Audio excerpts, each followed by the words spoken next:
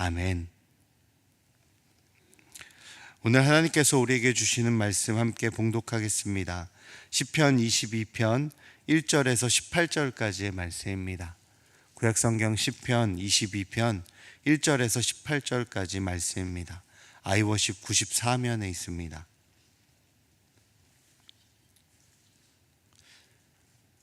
이것은 하나님의 말씀입니다. 내 하나님이여, 내 하나님이여, 어찌 나를 버리셨나이까? 어찌 나를 멀리하여 돕지 아니하시오며 내 신음소리를 듣지 아니하시나이까? 내 하나님이여, 내가 낮에도 부르짖고 밤에도 잠잠하지 아니하오나 응답하지 아니하시나이다. 이스라엘의 찬송 중에 계시는 주여, 주는 거룩하시니이다. 우리 조상들이 주께 의뢰하고 의뢰하였으므로 그들을 건지셨나이다. 그들이 주께 부르짖어 구원을 얻고 주께 의뢰하여 수치를 당하지 아니하였나이다.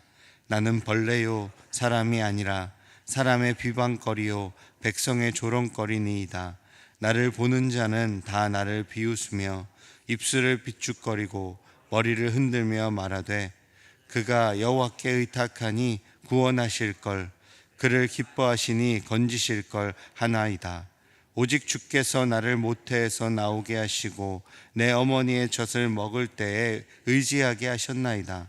내가 날 때부터 주께 맡긴 바 되었고 모태에서 나올 때부터 주는 나의 하나님이 되셨나이다. 나를 멀리하지 마옵소서. 환난이 가까우나 도울 자 없나이다. 많은 황소가 나를 에워싸며 바산의 힘센 소들이 나를 둘러쌌으며 내게 그 입을 벌림이 찢으며 부르짖는 사자 같으니이다. 나는 물같이 쏟아졌으며 내 모든 뼈는 어그러졌으며 내 마음은 밀랍 같아서 내 속에서 녹았으며 내 힘이 말라 질그릇 조각 같고 내 혀가 입천장에 붙었나이다. 주께서 또 나를 죽음의 진토 속에 두셨나이다. 개들이 나를 에워쌌으며 악한 무리가 나를 둘러 내 수족을 찔렀나이다. 내가 내 모든 뼈를 셀 수 있나이다. 그들이 나를 주목하여 보고 내 겉옷을 나누며 속옷을 제비 뽑나이다. 아멘. 오늘 우리가 함께 읽은 시편 22편은 시편 전체에서 가장 처절한 울부짖음으로 시작하는 시편입니다. 내 하나님이여, 내 하나님이여, 어찌 나를 버리셨나이까? 이 처절한 부르짖음은 우리가 예수님의 십자가 사건을 통해서 잘 알고 있는 부분입니다. 예수님께서 십자가에서 직접 외치신 절규가 바로 시편 22편 1절의 말씀이기 때문이죠. 예수님은 십자가 위에서 숨을 헐떡이며 심각한 두통과 의식이 흐려지는 속에서 온 힘을 다하여 이 시편의 말씀으로 기도하신 것입니다. 예수님께서 십자가에서 시편 22편을 떠올리신 것은요, 이 시편 22편을 노래하는 성도 자체가 아주 심각한 이 십자가의 극한의 고통과 같은 고통의 현실에 내던져져 있기 때문에 그렇습니다. 그는 육체적 질고와 세상의 비방을 넘어 하나님의 침묵이라는 영적인 곤고함에 내몰려 있었습니다. 하나님이 나와 멀리 계신 것처럼, 하나님은 분명 나의 하나님으로 고백하고는 있지만 내 곁에서 내 고통은 보지 않는 것처럼 느껴지는 그 깊은 하나님의 침묵의 현실에 내던져져 있었다라는 것입니다. 낮에도 밤에도 부르짖지만 응답 없으신 하나님의 부재 현실에서 몸부림치는 기도의 모습이 바로 시편 22편에 나오는 기도자의 모습입니다. 시편의 성도는 세 가지의 측면에서 자신의 고통을 묘사하고 있습니다. 특히 이웃과 세상으로부터 받는 멸시를 통해 자신의 비천한 정체성을 규정하며 노래하고 기도하고 있습니다. 십자가라고 하는 것이 인간의 모든 질고와 고통을 담고 있다면 그 십자가 선상에서 예수님이 떠올리신 22편에 나오는 그 고통의 현실은 어쩌면 우리가 이 땅에서 살아가면서 겪는 모든 고통의 현실이 다 종합되어 있는 것 아닐까라는 생각을 하게 되곤 합니다. 그렇게 우리는 시편 22편을 묵상하며 우리의 고통의 현실 가운데, 하나님 멀리 있는 현실 가운데 우리는 어떻게 하나님께 부르짖을 수 있을까? 우리들이 부르짖어야 하는 우리들의 외침은 어디까지 허용되는가? 이러한 것들을 알 수 있을 것 같습니다. 본문을 조금 더 살펴보겠습니다. 먼저 6절의 말씀인데요. 우리 한번 6절의 말씀을 읽어볼까요? 나는 벌레요 사람이 아니라 사람의 비방거리요 백성의 조롱거리니이다. 아멘이 나오지 않는 구절이죠. 시편의 성도는 탄식합니다. 나는 벌레, 사람이 아니다. 나는 얼마나 비천한 상황으로 떨어져 있는가, 스스로를 벌레라 여기는 그런 고백을 하고 있습니다. 인간으로서의 가치를 잃고 일그러지고 낮아진 모습에 대한 은유를 하고 있는 것이죠. 주변 사람들은 이러한 그를 보고 멸시하며 조롱합니다. 그가 고난 속에서 주를 의지하는 것을 빈정댑니다. 뭐라고 말합니까? 그가 여호와께 의탁하니 구원하실 것, 그를 기뻐하시니 건지실 것이라. 네가 믿는 하나님이 너 구원할 거 아니냐? 네가 믿는 하나님이 너를 회복시킬 거 아니냐? 어디 해봐 라고 조롱하고 있는 것입니다. 그리고 육체적인 영적인 고통으로 완전히 무너져 내리는 모습이 등장하고 있습니다. 14절 이하의 내용을 보시면 여러 가지 비유들이 나오죠. 물같이 쏟아졌다, 뼈가 어그러졌다, 마음이 밀랍처럼 녹아내렸다, 그리고 질그릇 조각 같다, 혀가 입천장에 붙는 육체적인 극한의 고통이 묘사되어 있습니다. 원수들은 어떻게 묘사되고 있나요? 많은 황소, 사자, 개들, 악한 무리, 마치 포악한 짐승의 무리들로 묘사되어 있습니다. 그리고 시편의 성도는 결국 죽음의 진토 앞에 자신이 놓여 있음을 고백합니다. 마치 이런 겁니다. 이제는 죽겠구나. 이제는 죽어야겠구나.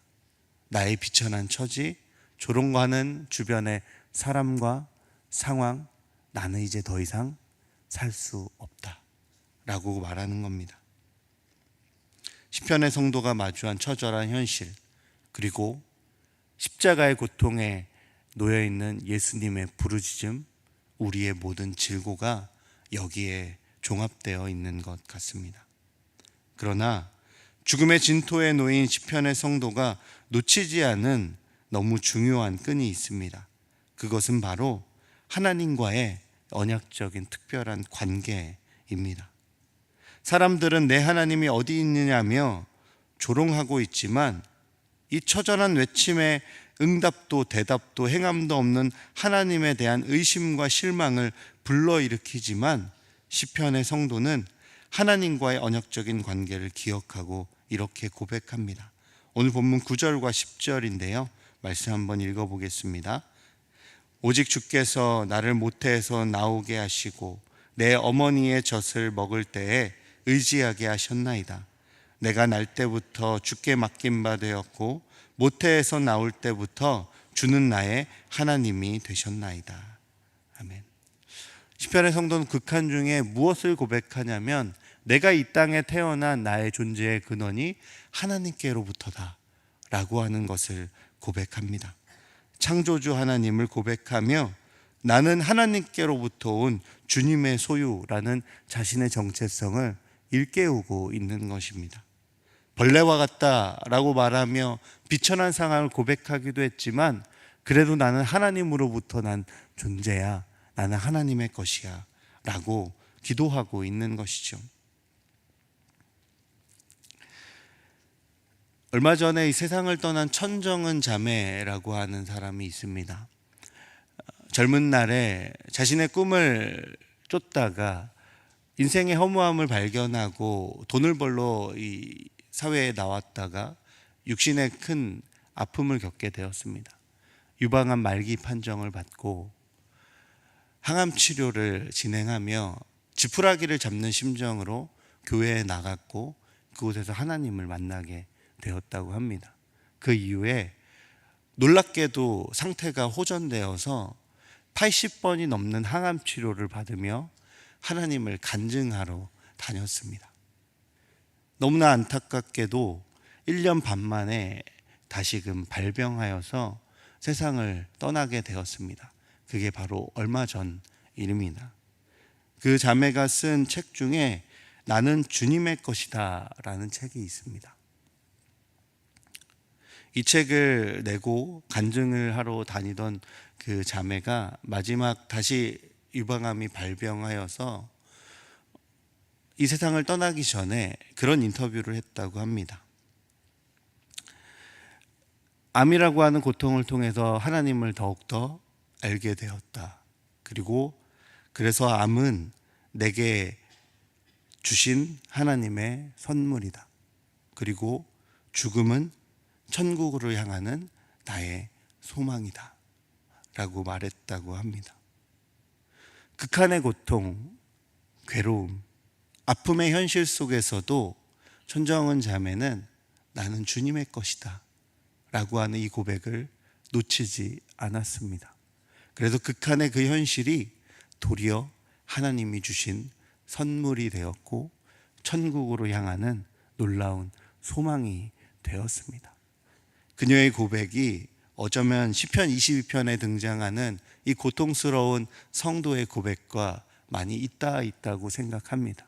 죽을 것 같은 고통이지만, 괴로움의 현실이지만 이 시편의 성도는 하나님과 나와의 관계, 내가 주님의 것임을 기억하며 그 신락 같은 희망과 믿음을 붙잡고 버텨 나아가고 있기 때문에 그렇습니다. 시편의 성도는 4절과 5절의 말씀 속에서도 이 특별한 관계 안에서 하나님께서 행하신 구원을 기억합니다. 조상들에게 행하신 놀라운 구원, 그 하나님께서 신실하게 오늘 나에게도 역사하실 것을 기대하고 있는 것입니다. 시편의 성도는 원망과 불평, 두려움과 절망이 기도 가운데 가득하지만 언약적인 관계 안에서 신실한 하나님의 사랑을 믿고 있다라는 것입니다. 그래서 그 하나님과 거리감을 좁히기를 원합니다. 11절에서 그 사랑에 가까워지기 위해 주님께 나를 멀리하지 마옵소서라고 외치고 있는 것입니다. 인생의 괴로움 중에 기도의 자리에 앉으면 어디 고운 말로 기도가 나옵니까? 눈물만 주르륵 흐를 뿐이죠. 내 하나님이여, 내 하나님이여, 어찌 나를 버리셨나이까? 이러한 탄식이 나올 수밖에 없습니다. 그러나 괜찮습니다. 그럴 수 있습니다. 다만 우리는 하나님께서 나와 맺고 계신 언약적인 관계와 그 하나님의 구원하심을 결코 놓치지 말아야 합니다. 우리가 기도의 자리에 찾아와 털썩 앉는 이유는 이것을 놓치지 않기 위한 몸부림입니다. 우리가 문제를 해결할 능력은 없습니다. 하나님이 해결하시는 겁니다. 그 하나님과 거리를 좁히는 일이 바로 기도의 자리에 앉는 것이고 시편의 성도처럼 하나님께 부르짖는 일입니다. 절규와 탄식은 하나님께 나아가는 거룩한 기도의 언어가 되는 것입니다. 오늘 본문은 아니지만 시편 22편 21절 말씀을 보시면 그렇게 하나님께 나아간 이 기도자에게 하나님이 어떻게 하시는가 우리는 알 수 있습니다. 21절의 말씀 우리 한번 읽어봤으면 좋겠습니다. 시편 22편 21절입니다. 나를 사자의 입에서 구하소서. 주께서 내게 응답하시고 들소의 뿔에서 구원하셨나이다. 24절도요. 그는 곤고한 자의 곤고를 멸시하시거나 싫어하지 아니하시며 그의 얼굴을 그에게 숨기지 아니하시고 그가 울부짖을 때에 들으셨도다. 우리 31절도 읽어봅시다. 와서 그의 공의를 태어날 백성에게 전하며 주께서 이를 행하셨다 할 것이로다. 아멘. 이 구절들이 다 어떤 의미인지 여러분 다가오실까요? 하나님은 들으셨고 구원하셨고 그것이 후대에 전해질 놀라운 역사로 남겨질 것이다.